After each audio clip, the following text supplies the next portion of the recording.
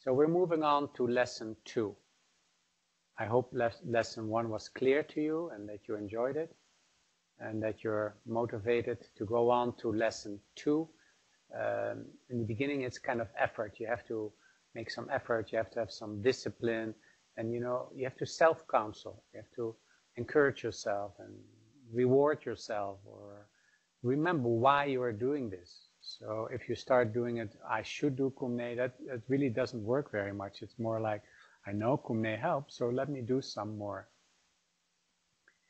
So lesson 2 is focused on the throat center very much.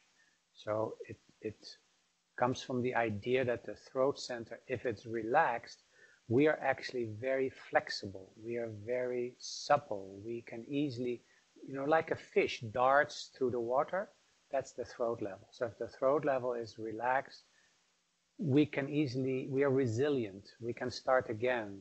We're not so much blocked because something happened. So now we all have this. So don't think that if you do this once and you relax the throat, that from now on you will never have a tight throat again.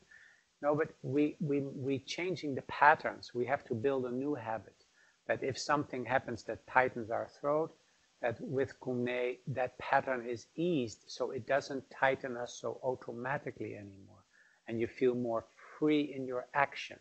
So the throat is more like darting. Can you be more free? And what is very nice about that is instead of having a fixed thought and a fixed opinion and wanting to be kind of self-righteous about that, that's all a tight throat, is that your throat loosens up and you can actually find other words, other way of saying.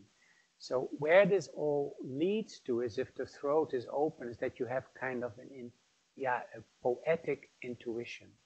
So your intuition is able to articulate it in a poetic way. Poetic meaning not only playful, but also really to the point, without any kind of hidden agenda or secret thoughts about it. So that's where an open throat leads, is to intuition, to poetry, to easily being able to articulate your inspiration and to get the inspiration going again.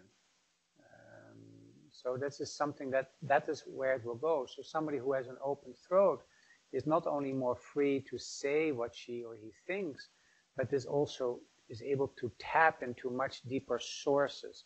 And you find yourself saying things that you never thought you knew. The ability to be able to say something, to channel something like that, is an open throat. Now, what you say has to do with the heart and the head, but the ability to function like that has to do with the throat. So now what is behind all of this is really is a love for life, and is a love for your embodiment. It is unique. We're all maybe made up of the same ingredients, but there's something very special about you.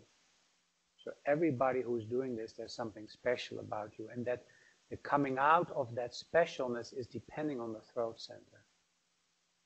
So if you do Kumne easy, gentle, graciously, elegantly, without an attitude, without spacing out, of course, too, but kind of be precise. What helps me very much in the beginning is to exaggerate movements.